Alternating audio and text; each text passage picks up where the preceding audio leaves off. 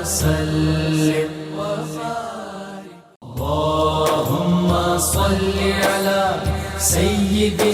اللہ الرحمن الرحیم۔ السلام علیکم ناظرین، پروگرام صبح نور کے ساتھ آپ کا میزبان نذیر احمد غازی حاضر ہے۔ ناظرین کرام، حضرت ابو انیس محمد برکت علی صاحب رحمہ اللہ کی مشہور تالیف اسماء النبی الکریم صلی اللہ علیہ وآلہ وسلم سے ایک اسم مبارک پڑھنے کی سعادت حاصل کر رہا ہوں۔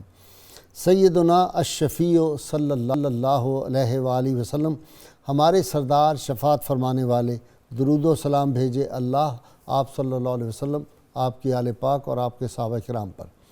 سیدنا ابو ہریرہ رضی اللہ تعالیٰ عنہ سے ہے کہ حضور نبی کریم صلی اللہ علیہ وآلہ وسلم نے ارشاد فرمایا، اللہ تعالیٰ نے ہر پیغمبر کو ایک خاص دعا عطا فرمائی جو ہر نبی نے اس دنیا میں ہی اس دعا سے فائدہ حاصل کر لیا، اور میں نے وہ دعا اپنی امت کی شفاعت کے لیے قیامت کے دن تک محفوظ کر لی۔ میری شفاعت ہر اس امتی تک پہنچے گی جس نے اللہ تعالیٰ کے ساتھ کسی کو شریک نہ ٹھہرایا ہو اور وہ حالت ایمان میں فوت ہو گیا ہو۔ ناظرین کرام، تاریخ اسلام کا مطالعہ کرنے سے ہمیں پتہ چلتا ہے کہ امہات المومنین اہل بیت اطہار کی عظیم خواتین اور حضور صلی اللہ علیہ وسلم کی جو صحابیات تھیں، ان کے بعد امت کی جو خواتین اولیاء ہیں ان میں ایک نام بہت ہی نمایاں رہا ہے۔ 1200 برس تقریباً گزر گئے اور آج بھی وہ نام جو ہے وہ اہل معرفت کی محفلیں مکمل نہیں ہوتی ان کے ذکر کے بغیر۔ آج کی ہماری ممدوح ہستی وہ ہے جن کی روحانی عظمتوں کی بشارت اللہ کے محبوب صلی اللہ علیہ وسلم نے ان کے والد گرامی کو خواب میں دی تھی۔ یہ وہ ہستی تھی کعبہ جن کے استقبال کے لیے آتا تھا، جن کے لیے اللہ تعالیٰ نے ان کے کھانے کا بھی حسن انتظام کر رکھا تھا۔ ان کی عظمت اور ان کے علوم معرفت کی عظمت اس سے ظاہر ہے کہ ان کی محفل پاک میں سیدنا امام حسن بصری جیسی شخصیات اور سفیان ثوری، اولیاء کے امام ابراہیم بن ادم، فضیل بن عیاض، حضرت شفیق بلخی، مالک بن دینار جیسی ہستیاں ان کی بارگاہ میں جاتی تھیں۔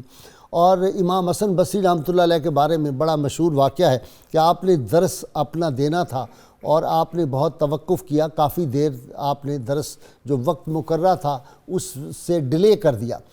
تو بعد میں دیکھا کہ ایک بڑھیا چلی آ رہی ہے، ہاتھ میں اس کے لاٹھی ہے اور پردہ کیے ہوئے، وہ جب آ کے کونے میں بیٹھ گئی، آپ نے درس شروع کیا تو لوگوں نے سوال کیا کہ حضرت اس بڑھیا کے لیے اتنی دیر تک انتظار کیا، تو آپ نے بڑا تاریخی فقرہ ارشاد فرمایا تھا۔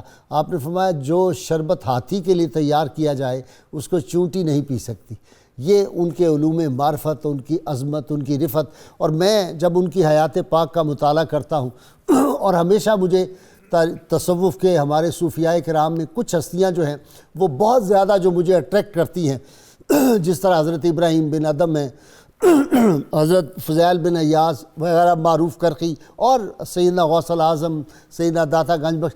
تو خواتین میں حضرت مائی رابعہ بصریہ رحمۃ اللہ علیہ کی جب میں تاریخ کو پڑھتا، ان کے حیات کے واقعات کو میں نے پڑھا تو یوں نظر آیا کہ اگر توکل اور عشق الہی اور استغنا کا کوئی مادی وجود ہوتا تو اس کا نام مائی رابعہ بصریہ ہوتا۔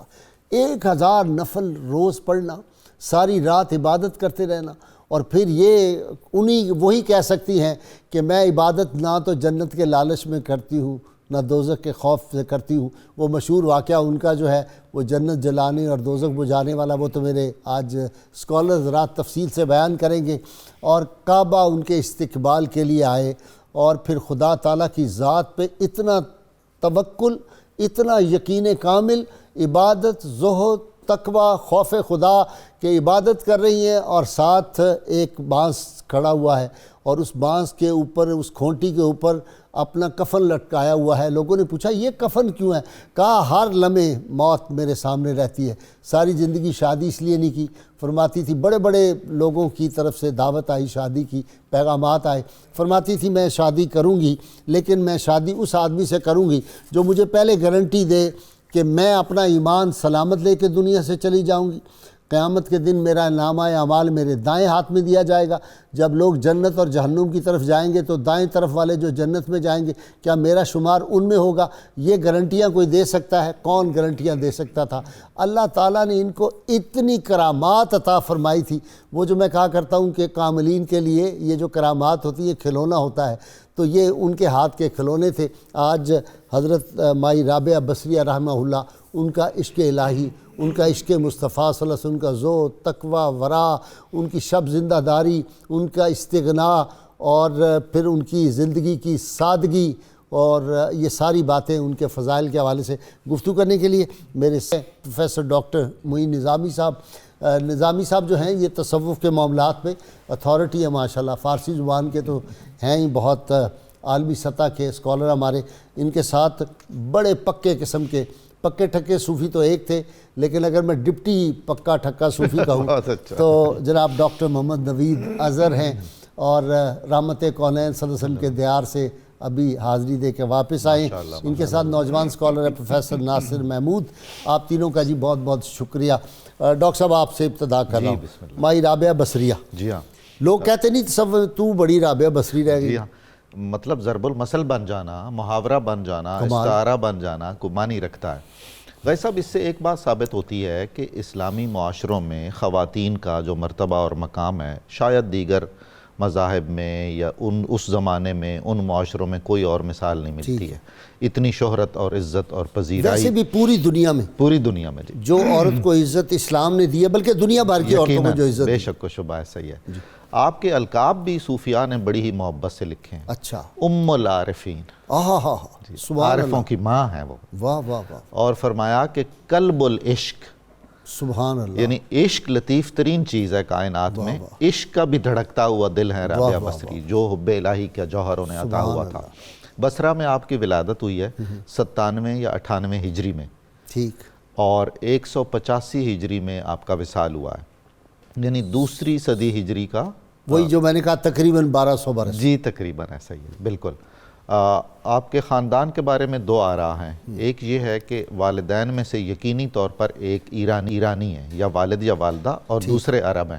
ٹھیک، چونکہ بصرہ اس زمانے میں بہت بڑی ایک ایرانی کالونی بن گیا تھا، اسی لیے کہا جاتا ہے کہ جو ان کا حسن و جمال ہے اس میں ایرانی شان تھی، اور جو ان کے اشعار ہیں اور ان کی مناجات ہے اور ان کی فصوح اس میں عرب کی فصاحت تھی. والد ماجد کا نام ہے اسماعیل، شیخ اسماعیل بصری. بہت ہی نیک اور پاکیزہ انسان تھے. چوتھی بیٹی تھیں اپنے والدین کی، اسی لیے کہا جاتا ہے کہ آپ کا نام رابعہ رکھا گیا، جس کا لفظی مطلب ہے چوتھی بیٹی. بعض صوفیاء نے غازی صاحب، ہم ان کے ملفوظات میں پڑھتے ہیں کہ جب وہ تربیت کر رہے تھے اپنی خواتین خلفاء کی، تو انہیں حضرت رابعہ کی نسبت اور ان کے فیضان تک پہنچانے کے لیے ان کے لیے حکم دیا کہ ان کو خصوصی ایصال ثواب کیا کریں، ان کو یاد کیا کریں. سبحان اللہ. کہ محض وہ نسبت، اور ان کا کہنا ہے کہ حضرت رابعہ پر براہ راست حضرت عائشہ اور حضرت فاطمہ الزہرا کا فیضان ہے، اس نسبت کے سائے میں ہے. گھریلو حالات بہت ظاہر دنیا داری والے نہیں تھے. فقر محمدی صلی اللہ علیہ وآلہ وسلم کا سایہ تھا گھر پہ. جب ان کی ولادت ہوئی تو گھر میں کچھ بھی نہیں تھا، روشنی بھی نہیں تھی. اچھا. تو ان کی والدہ نے کہا ان کے والد سے کہ ہمسایوں سے کوئی چراغی لے آئیں. تو یہ اپنی اہلیہ جن سے بہت محبت فرماتے تھے، ان کے کہنے پر باہر نکلے. ایک ہمسائے کے دروازے پہ ہاتھ رکھا، لیکن عہد یاد آ گیا کہ کسی سے کچھ مانگنا نہیں ہے، رب کے سوا نہیں، رب کے سوا کسی سے کچھ مانگنا نہیں. تو واپس آ گئے اور کہا کہ لوگ سو رہے تھے، میں نے ڈسٹرب کرنا مناسب نہیں جانا. اور اس کیفیت میں بہت آہوزاری کی. اس خواب میں رسول اللہ صلی اللہ علیہ وسلم اس رات خواب میں ملے انہیں، اور آپ نے فرمایا کہ جو بصرہ کا حاکم ہے عیسیٰ رازان. بھائی صاحب، یہ جو رازان کا لفظ ہے نا، یہ کسی نے زروان لکھا ہے، کسی نے رادان لکھا ہے، یہ رازان لفظ ہے. ٹھیک ہے. اور یہ قزوین کے جو ایران کا شہر ہے، ایک بہت اہم فیملی تھی جو اسلامی شہروں میں مختلف عہدوں پر فائز تھے. بہت علمی اور سیاسی خاندان تھا. تو عیسیٰ رازان جی، وہ پھر رازداں بن گیا. سبحان اللہ. ایسا ہی ہے کہ انہیں خط لکھ کے بھیجیے ان کو، آپ ہماری بارگاہ میں ہر روز درود پاک کا تحفہ بھیجتے ہیں، اور جمعے کے روز آپ زیادہ درود پاک کا تحفہ بھیجتے ہیں جو اس جمعے کو نہیں پہنچا ہے. تو یہ نشانی ہے، تو اس سائل کی مدد کیجیے۔ قطب الدین بختیار کاکی آ گئے یاد؟ بختیار کاکی یاد آ گئے، جی ہاں، ایسوسیشن آف آئیڈیاز۔ بالکل بالکل ایسا ہی ہے۔ تو جناب وہ جب خط پہنچا تو وہ عیسیٰ نے تو کہا کمال ہے، سبحان اللہ سبحان اللہ، اس نے کہا کہ سب سے پہلے تو 1000 دینار فقراء اور مساکین میں تقسیم کرو اس شکرانے کا، سبحان اللہ سبحان اور پھر کہا کہ 400 دینار رسول اللہ صلی اللہ علیہ وسلم کے حکم کی تعمیل میں اور 400 دینار میری طرف سے شکرانے کے لیے پیش کرو۔ تو اس سے پھر آپ کی ضرورت پوری ہوئی اور آپ کا۔ اچھا جی، یہ جو کعبہ ان کے استقبال کو گیا ہوا تھا اور ابراہیم بن ادم نے پھر وہ جو ان کا آپس میں مکالمہ ہوا، یہ مجھے سمجھائیں۔ بعض لوگ کہتے ہیں کہ کعبہ کیسے استقبال، دو باتیں آج آپ سے پوچھیں، ایک یہ، ایک وہ جو جنت جلانے جا رہی ہوں دوزخ بجانے جا رہی ہوں وہ والا، یہ دو بات۔ سبحان اللہ۔ اصل میں جن لوگوں کے دل و دماغ میں یہ بات راسخ تھی کہ بیت اللہ شریف بڑی عظمت والا گھر ہے، ٹھیک، یہ معاملات ان کے ساتھ ہی ہوتے تھے، ٹھیک، رب بھی ہوتے ہوں گے۔ جن لوگوں کا طواف کا یہ طریقہ ہے کہ وہ ساتھ کھجوریں بھی کھا رہے ہیں اور گٹھلیاں بھی مطاف میں پھینک رہے ہیں، ان کے ساتھ یہ معاملات نہیں ہو سکتے، نہ ان کی عقل میں یہ باتیں آ سکتی ہیں۔ واہ۔ حضرت رابعہ بصریہ رحمۃ اللہ علیہا جب سفر حج کے لیے روانہ ہوئیں تو اس سے پہلے ان کے دل میں عشق الہی کی کون سی چنگاری روشن تھی، اس پر بھی غور کرنے کی ضرورت ہے۔ ٹھیک، رات کے وقت بے ساختہ ان کے سینے سے ایک آواز نکلی، الحریق الحریق، تو لوگ دوڑے آئے کہ شاید حجرہ مبارکہ میں آگ لگ گئی ہے یا کپڑے جل گئے ہیں۔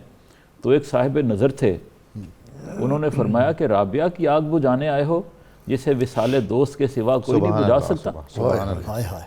تو یہ عشق الہی کی کیفیت لے کر جب آپ حج کے لیے روانہ ہوئیں اور ایک گدھا جو تھا وہ ساتھ لیا، گدھا راستے میں مر گیا، تو دعا مانگی کہ یا اللہ ایک ضعیفہ اور نادار لاچار عورت ہے تیری بارگاہ میں حاضر ہو رہی ہے۔ ساتھیوں نے کہا ہمارے ساتھ بیٹھ جاؤ۔ جی ہاں، تو اللہ تعالیٰ کی قدرت سے وہ گدھا زندہ ہو گیا۔ توکل کے اس مقام پر تھی، غیر اللہ سے مدد ہی مانگی، غیر اللہ سے مدد نہیں۔ ساتھی ہم سفروں سے بھی کہا تم جاؤ۔ قافلے والوں نے کہا کہ ہم آپ کے ساتھ ساتھ چلتے ہیں، فرمایا نہیں، میں تمہارے بھروسے پر تو گھر سے ہی نہیں نکلی، واہ واہ۔ میں جس پر توکل کر کے نکلی ہوں میرا معاملہ اس کے ساتھ ہے۔ بادشاہ جب کسی کو اپنے گھر بلاتے ہیں تو اس طرح اس کو بے سواری کر دیتے ہیں۔ فکرہ دیکھے یہ کیسا جب مناجات کی نا، اب شاعرہ تھی، بہت بڑی حدیث پر عبور تھا اور حافظہ قرآن تھی، واہ واہ واہ۔ تو زمانہ بھی دیکھیں قرون اولیٰ ہے، اور حضرت حسن بصری اور حضرت سفیان ثوری، حضرت مالک بن دینار جیسے تابعین، فضیل بن عیاض، ملاقاتیں مالک ہیں، بن دینار، ایک سے ایک بڑھ کے، یہ ان کے ہم مجلس ہیں۔ تو جا رہی ہیں تو حضرت ابراہیم بن ادم ادھر سے چلے، وہ کوئی 14 برس پہلے، تو ان کا طریقہ یہ تھا کہ ہر منزل پر کثرت نوافل کرتے، یا ہر قدم پر لکھا ہے استعارتاً۔ تو وہ چلتے چلتے 14 برس میں بیت اللہ شریف پہنچے، اور جب مکہ معظمہ پہنچے تو دیکھا کہ بیت اللہ شریف سامنے نہیں ہے، اور آپ نے سوچا کہ شاید بینائی میں فرق آ گیا ہے۔ اللہ تعالیٰ سے ہم کلام ہوئے تو اللہ تعالیٰ نے فرمایا بینائی تو ٹھیک ہے لیکن میری ایک بندی آ رہی ہے، میری ایک دوست آ رہی ہے، یہ بیت اللہ اس کے استقبال کے لیے گیا ہوا ہے۔ تو وہ بھی وہاں سے چلے کہ میں دیکھوں بیت اللہ شریف کس کے استقبال کے لیے گیا ہے۔ تو مکہ شریف کے راستے میں دیکھا کہ ایک بڑھیا عورت ہے، ضعیفہ، لاٹھی ٹیکتی ہوئی آ رہی ہے، تو ان کو دیکھا تو سمجھ آ گئی کہ یہی کوئی اللہ کی مقربہ ہے۔ تو ان سے کہا کہ آپ نے کیا تماشا بنایا ہوا ہے، اب بیت اللہ شریف آپ کے استقبال کے لیے آ رہا ہے۔ انہوں نے فرمایا ابراہیم بن ادم، تماشا تو تم نے لگایا ہوا ہے، 14 سال سے چلے ہوئے ہو اور لوگوں کو بتا رہے ہو کہ میں حج پہ جا رہا ہوں۔ یہ اللہ والوں کی باتیں تھیں، یعنی ان پر جو کیفیات تھیں اس کے غلبہ حال کی وجہ سے وہ اس طرح کرتے تھے۔ یہ اہل دنیا کے مذاق اڑانے والی باتیں نہیں ہیں۔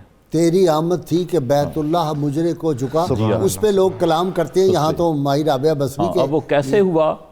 یہ ہوتا ہے ان لوگوں کے لیے جو اس ٹائم اینڈ سپیس سے نکل جاتے ہیں۔ واہ واہ واہ۔ یہ ٹائم اینڈ سپیس جو ہمارا ہے ہم اس کے پابند ہیں، لیکن جو لوگ اپنی خواہشات نفس کو مستقل اور مسلسل مغلوب کر لیتے ہیں اور ان پر غالب آ جاتے ہیں، وہ پھر اس مقام پر پہنچتے ہیں۔ پرے ہے چرخ نیلی فام سے منزل مسلمہ کی، ستارے جس کی گرد راہ ہوں وہ کارواں تو ہے۔ تو وہ جب اس ٹائم اینڈ سپیس سے نکلتے ہیں پھر ان کو اس طرح کے مشاہدات کرائے جاتے ہیں، حضرت ابراہیم بن ادم بھی نکلے ہوئے تھے، ان کو وہ مشاہدہ ہوا کہ بیت اللہ شریف موجود نہیں، اور یہ بھی اس سے باہر تھیں، تو ان کو نظر آیا کہ بیت اللہ میرے استقبال کے لیے آ رہا ہے۔ اب اس کی سب سے بڑی مثال قرآن مجید میں واقعہ معراج ہے۔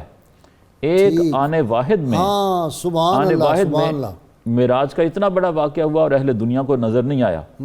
اسی طرح بیت اللہ شریف آنے واحد میں آصف بن برقیہ، جی ہاں وہ بھی ان کے استقبال کے لیے گیا، اہل دنیا کو محسوس نہیں ہوا، لیکن جو صاحب نظر تھے حضرت ابراہیم بن ادم ان کو فوراً معلوم ہوا، کیونکہ وہ اس ٹائم اینڈ سپیس پر حاوی ہو چکے تھے، واہ واہ واہ، تو آنے واحد میں ہوا۔ واہ واہ سبحان اللہ، کیا خوبصورت انہوں نے اگزامپل دے دی ہے جی۔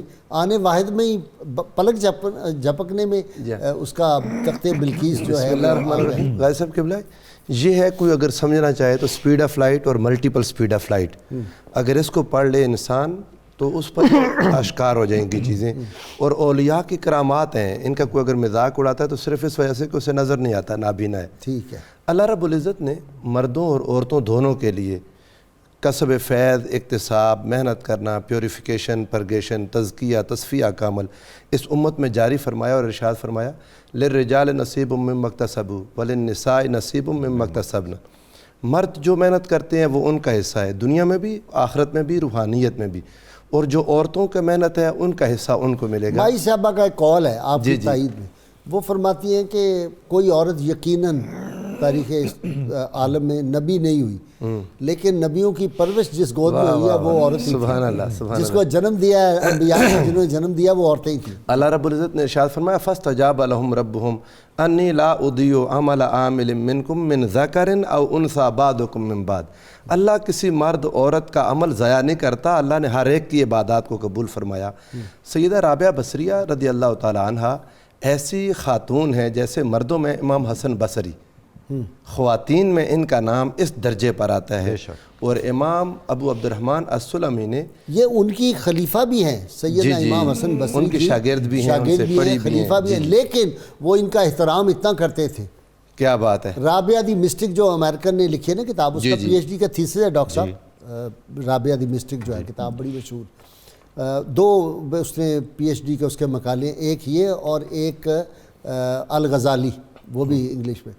تو اس میں اس نے لکھا کہ ایک دن امام حسن بصری آئے ان کے گھر رات کو، جی تو تیل ختم ہو گیا اس میں، وہ جو دیا تھا اس میں تیل ختم، تو امام حسن بصری نے کہا کہ جا کے کسی کو شاگرد کو کہا میں بھیجتا ہوں تیل منگوا لیں، کہہ لیں کہ نہیں ضرورت نہیں ہے، کہتے جب اس طرح انہوں نے کیا تو وہ ٹارچ بن گئی، اور ساری رات وہ گفتگو کرتی رہی اور وہ جو ان کی انگشت تھی وہ ٹارچ بنی رہی۔ واہ سبحان اللہ۔ امام ابو عبد الرحمن السلمی نے جو ایک کتاب لکھی ذکر النسوۃ المتعبدات الصوفیات، اس میں تمام خواتین صوفیاء کا ذکر کیا، انہوں نے 4 صدی عیسوی تک کی، 4 صدی ہجری تک کی بڑی بڑی خواتین لکھیں، اور جس کی عبادت سے بہت متاثر ہوتے خود امام ابو عبد الرحمن السلمی کہتے کہ یہ مثل رابعہ ہیں، یعنی مثل بن گئی عبادت میں، ذکر و اذکار میں، اور جو 1000 رکعت ہر رات پڑھتی ہیں تو کہتی تھیں میں ثواب کا لالچ نہیں مجھے، اس لیے پڑھتی ہوں کل قیامت کو رسول اللہ صلی اللہ علیہ وآلہ وسلم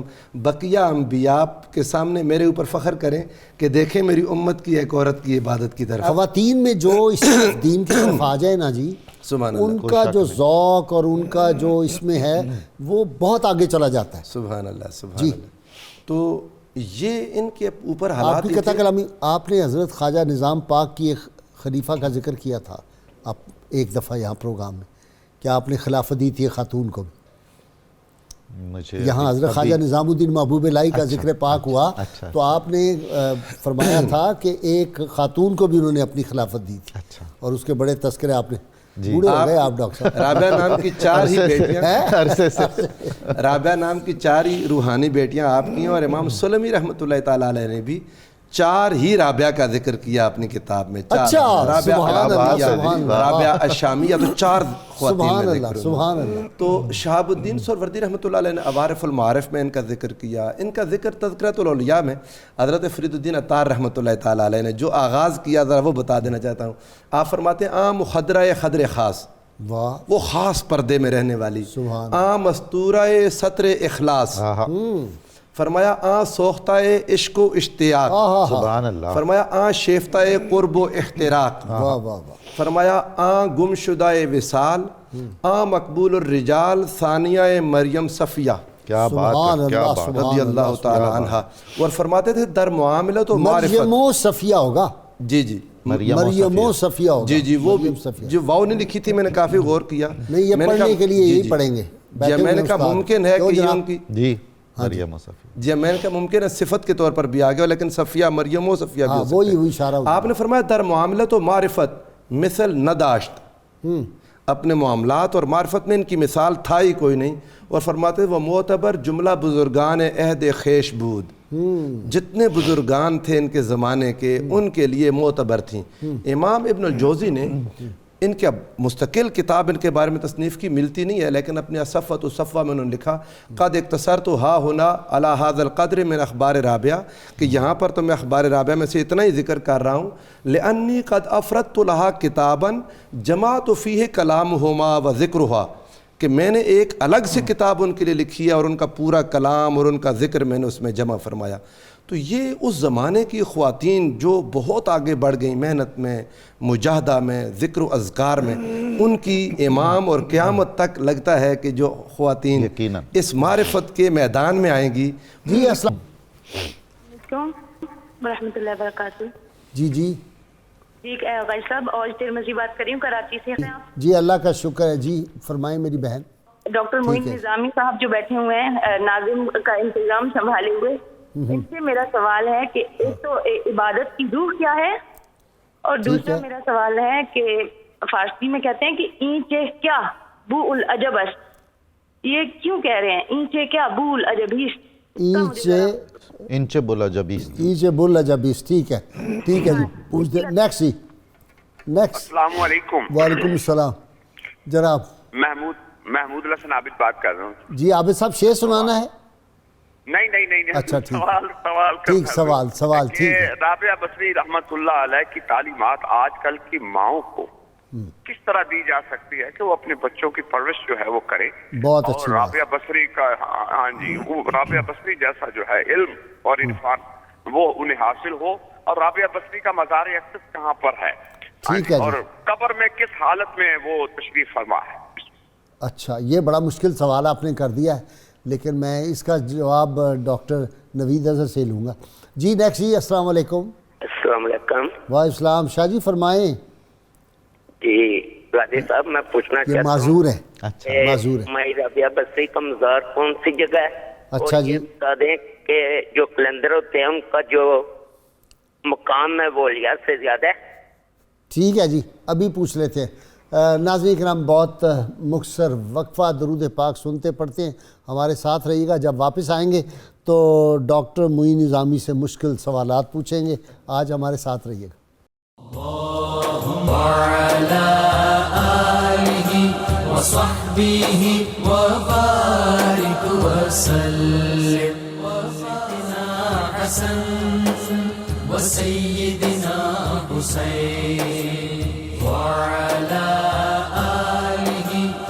ویلکم بیک ناظرین کرام.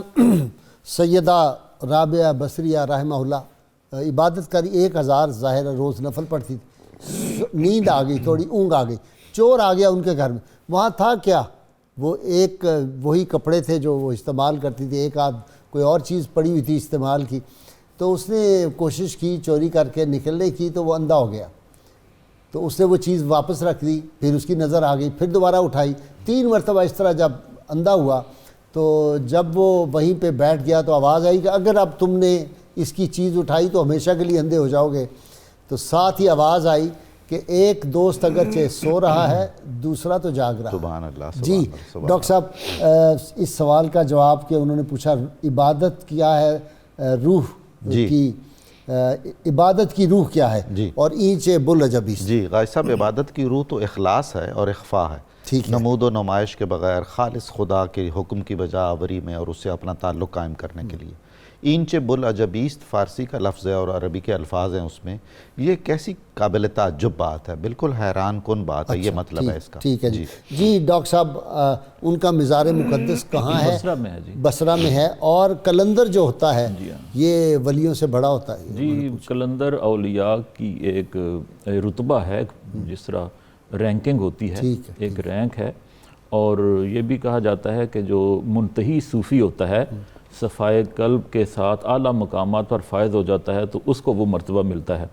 قلندر کا معنی یہ ہے کہ تمام علائق دنیاوی سے پاک ہو جائے اور ہمہ وقت اللہ تعالیٰ کی طرف اس کی توجہ ہو. ٹھیک ہے. اچھا جی, آج کل کی ماؤں کے لیے رابعہ بصریہ کی سیرت کیسے اپنی اولادوں میں مطالعہ کریں سیدہ رابعہ بصریہ کی زندگی کو, اہل بیت اطہار جن کا ہم ذکر کرتے ہیں, امہات المومنین کی زندگیاں پڑھائیں.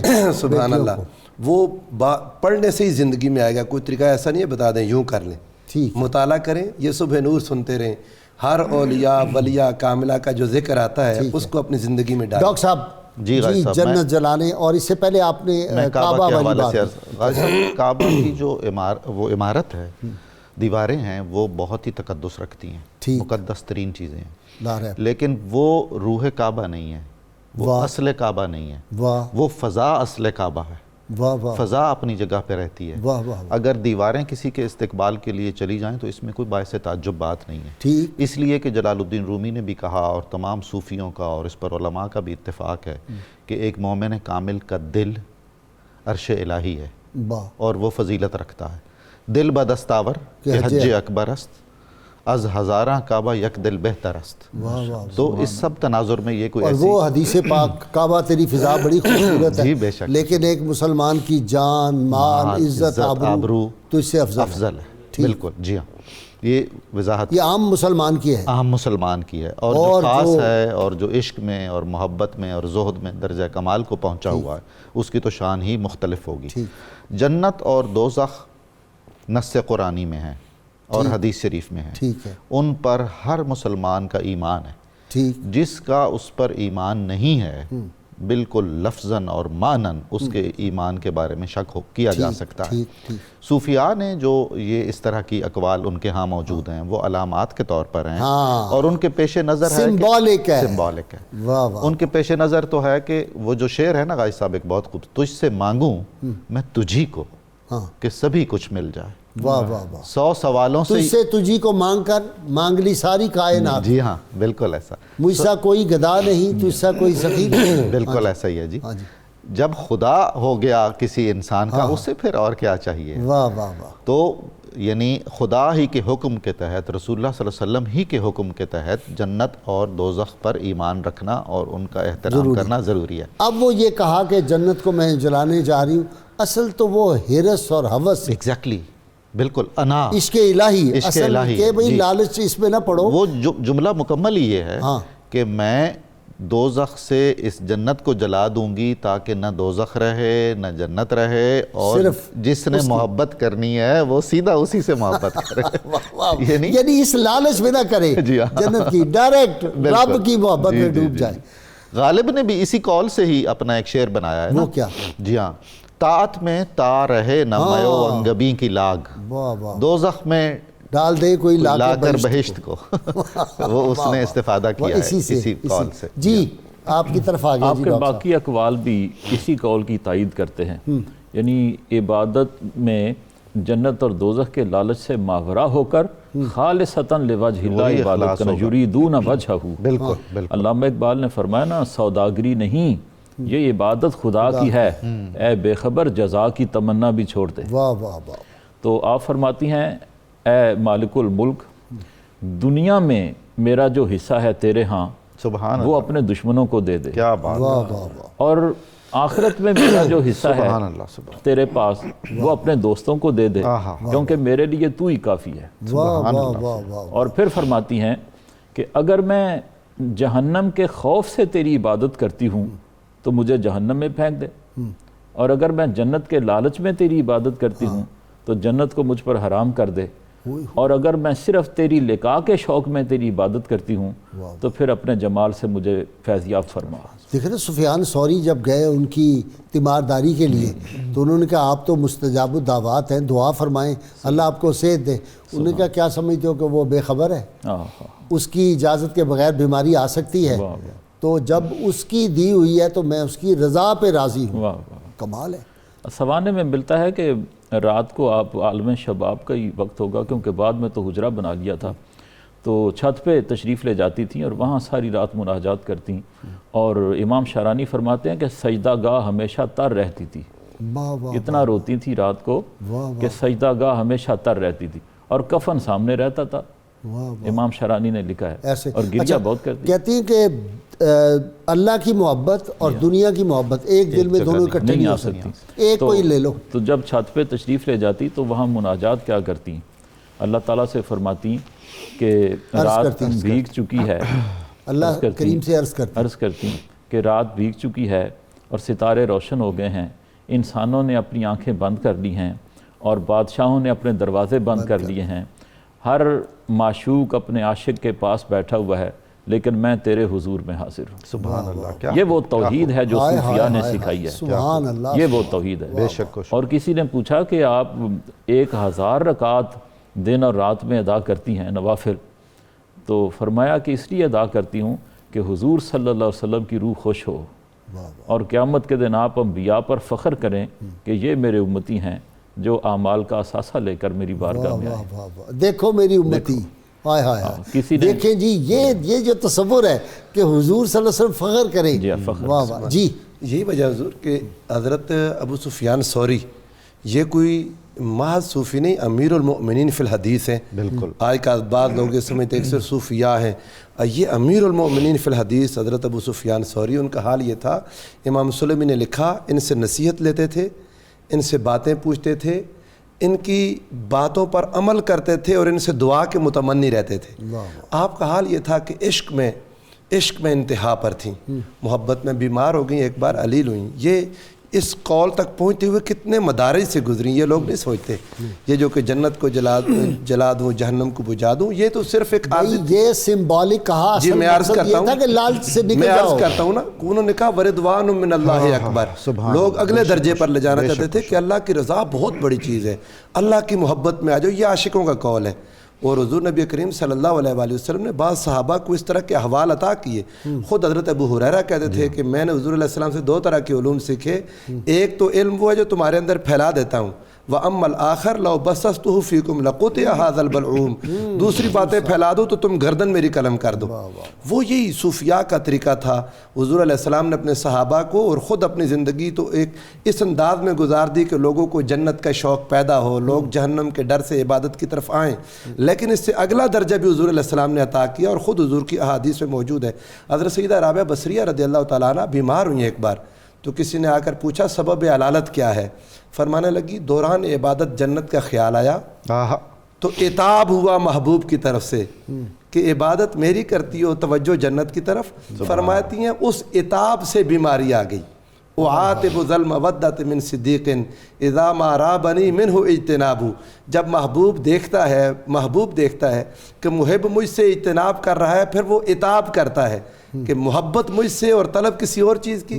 جنت بھی تو غیر خدا ہے نا، غیر اللہ ہے، اللہ تو نہیں۔ جب یہ ذات کی محبت میں گم ہوتی، دنیا خدا کی ملکیت ہے اور دنیا داروں سے مانگ کر اپنے آپ کو پستی میں نہ گراؤ۔ سبحان اللہ۔ جب یہ لوگ جب ذات کی محبت میں گم ہوتے ہیں تو اس کا غیر ان سے گم ہو جاتا ہے۔ آپ کی محبت کا عالم یہ تھا، فرماتی تھی عرفت الہوا مذ عرفت ہوا کا، کہتی ہے میں نے عشق کو پہچانا ہی تب ہے میرے مولا جب میں نے تیری محبت کو چکھا، وَأَغْلَقْتُ قَلْبِي عَمَّنْ سِوَاكَ، میرے مولا تیرے سوا میرا دل ہر چیز پر بند ہو چکا ہے، میرے دل میں فقط تو آتا ہے، تیری توجہ اور تیری محبت۔ فرماتی تھی وَكُنْتُ أُنَاجِيكَ يَا مَنْ تَرَى خِفَايَ الْقُلُوبِ وَلَسْنَا نَرَاكَ، فرماتی تھی میرے مولا تو ہر چیز ہمارے دلوں کی مخفی چیزوں کو دیکھنے والا ہے، ہم تجھے نہیں دیکھ سکتے، میں تجھے پکارتی ہوں یا سروری یا منیتی و یا امادی و انیسی و محبی و مرادی، اللہ کو ان الفاظ سے پکارتی ہیں۔ ڈاکٹر صاحب حب الہی میں گم تھیں،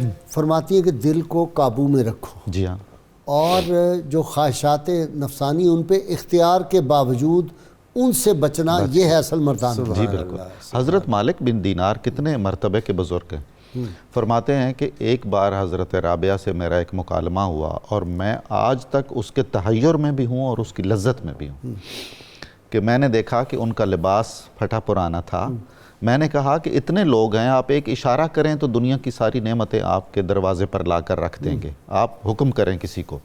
تو انہوں نے فرمایا مالک، کائنات کا جو مالک ہے، مالک حقیقی، وہ کائنات کا خالق بھی ہے، میں نے تو دنیا اس سے بھی کبھی نہیں مانگی۔ تو یہ لوگ جو نہ دنیا کے خالق ہیں نہ دنیا کے مالک ہیں، میں ان سے کیوں مانگوں گا؟ آج تک اس قول کی حلاوت میرے دل میں ہے اور میرے ایمان کو تازگی ملتی ہے۔ شفیق بلخی جب مکالمہ ہوا، کہا کہ کیا حال ہے آپ کا بلخ کے، آپ کے بلخ کا کیا حال ہے؟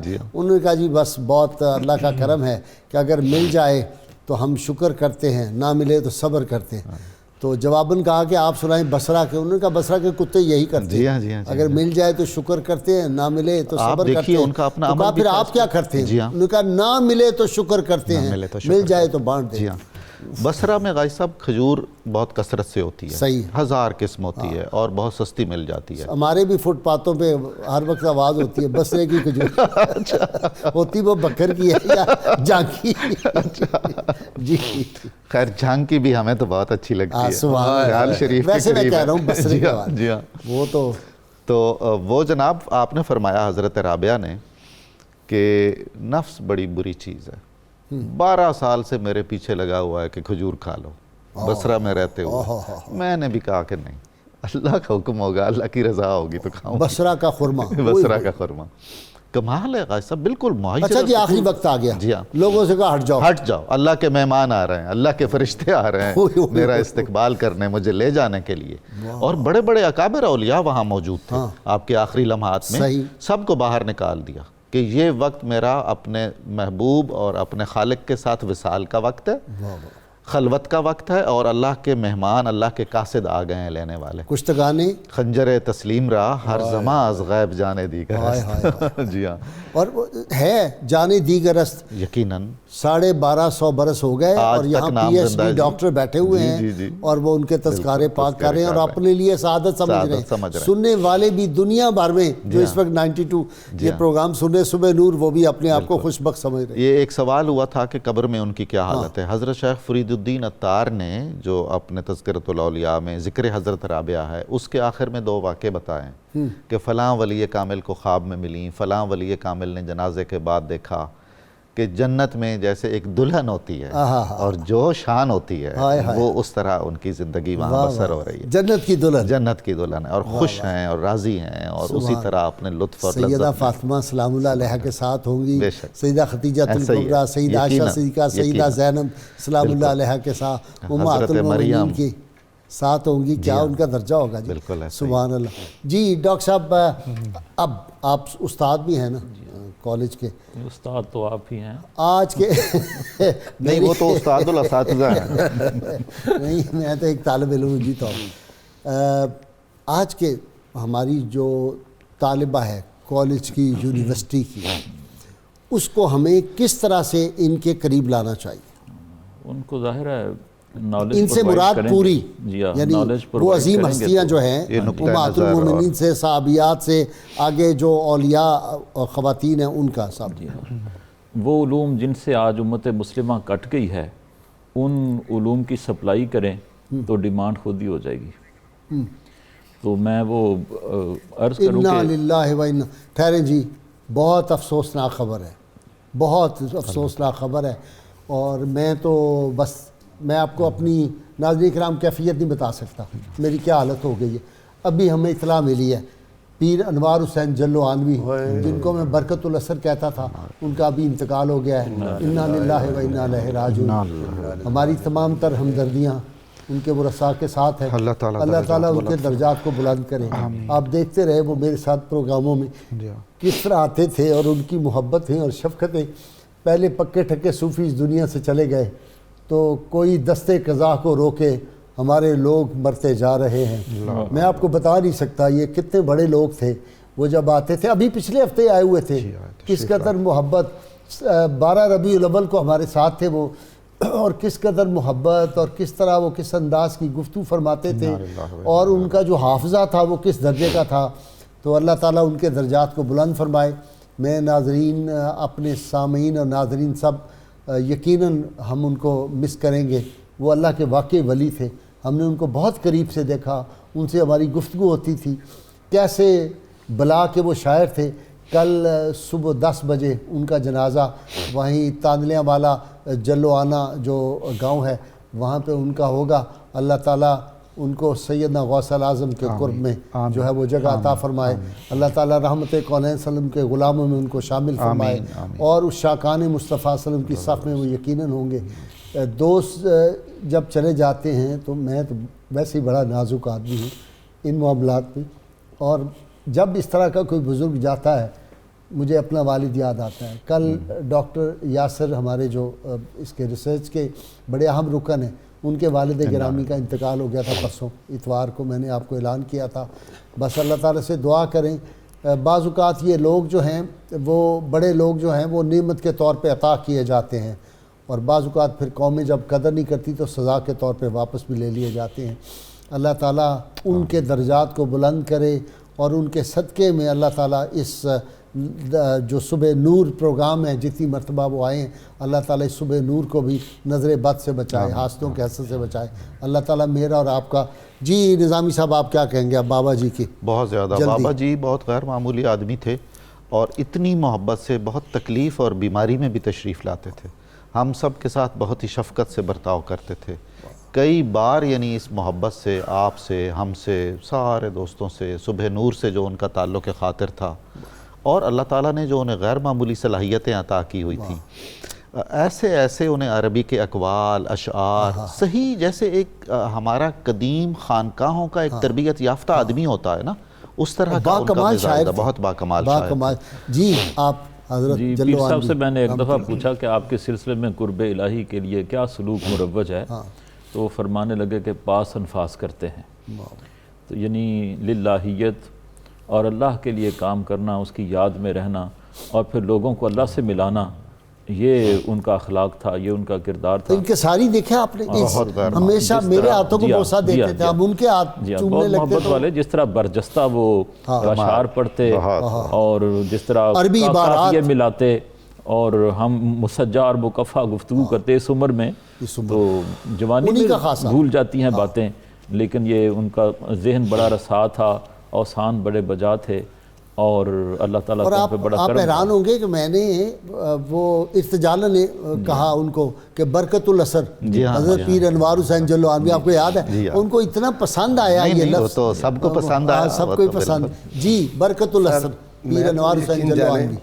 ابھی یہ خبر سن کے دل بہت رنجیدہ. میں بہت ان کے اتنا چھوٹا تھا، میں ان کے سامنے، وہ میرے ہاتھ بھی انہوں نے ایک بار چوم لیے. میں نے ہاتھ جوڑ دیے، میں نے کہا بابا جی اللہ رحم فرمائے، ہم آپ کے قدم چومیں، ہمارا یہ مقام ہے.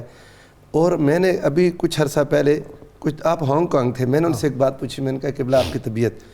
فرماتے ہیں گھر آکسیجن پر رہتا ہوں، گاڑی میں آکسیجن لگی ہے، مگر یہاں آ کے بیٹھتا ہوں تو لگتا ہے میں بیمار ہی نہیں ہوں. اور یہ بات انہوں نے متعدد مرتبہ، میں جب بھی پوچھا، کہتے ہیں یہاں بیٹھتا ہوں تو لگتا ہے میں بیمار نہیں ہوں. آکسیجن سلنڈر رکھا ہوتا تھا گاڑی میں بھی ہوتا تھا، اور کہتے تھے مجھے آپ گھر میں آ کر دیکھیں، میں آکسیجن پر رہتا ہوں، لیکن یہاں جب بیٹھتا ہوں تو پتہ نہیں، آپ کا نام لیتے تھے، کہتے ہیں ان کی برکت ہے کہ میں جب یہاں بیٹھتا ہوں مجھے بیماری نظر ہی نہیں آتی. بڑی محبت کرتے، بہت کمال محبت تھا. محبتوں کا ایک زمزمہ تھے جی. حضور رومی اور حافظ کے عاشق، کمال، اور اتنا رومی کے حافظ. بالکل ایسا ہی ہے. حضرت ابن العربی کی تعلیمات اور آپ کے افکار کو معمولی چیز نہیں ہے سمجھنا. اتھارٹی جی ان کا جو سلسلہ ہے، قادریہ کی جو شاخ ہے، ان کا تخصص ہے. ہمارے دوست اور آپ کے بھی دوست پیر سردار احمد صاحب، آپ نے میرے منہ کی بات کی، آپ کے آج کشف کا قائل ہو گئے. میں ابھی یہ کہنے لگا تھا کہ رومی یا سردار صاحب، پیر سردار صاحب کھریپڑ شریف ہے نا، کھریپڑ شریف، جی ہاں، پتوں کی وہ ہیں، یا یہ بابا جی تھے. اور ان کا سلسلہ بھی ایک ہی ہے. اچھا سلسلہ بھی ایک ہی ہے، سلسلہ طریقت بھی ہے کہ قادریہ کی وہی شاخ میں سے دونوں تعلق رکھتے ہیں. ان کا امتیاز ہے وحدت الوجود، اور حضرت ابن عربی کے افکار کا تخصص ہے ان کا. تو بابا جی کی شان میں اور ان کی ذات میں وہ جمع تھا. بہت قادر الکلام اور فصیح البیان مقرر تھے. واہ واہ واہ، یعنی حیرت انگیز طور پر سبحان اللہ، زندگی بھر انہوں نے سادہ لباس اختیار کیا ہے اور اپنا علاقائی لباس واہ۔ جو شان ہوتی ہے اور وہ ہمارے جو ان کا وہ ترا ہے، ترا بالکل، اور وہ جو جی، امامہ ایسا شیخ ہی، باندھتے تھے ایسا اس ہی کا ہے، رنگ ایسا ہی ہے، کتنا خوبصورت لگتا تھا جی، اللہ تعالیٰ انہیں معصومیت جی، چہرے جی، پہ جی۔ دیکھا ڈاکٹر صاحب آپ راسخ خاص کی عرفانی معصومیت کا راسخ عرفانی گجرانوالہ کے شاعر تھے، ایک شعر ہے ہاں، کہ مار ڈالا دوستوں کی موت نے راسخ مجھے، سبحان اللہ، سبحان مار ڈالا دوستوں کی موت نے راسخ مجھے،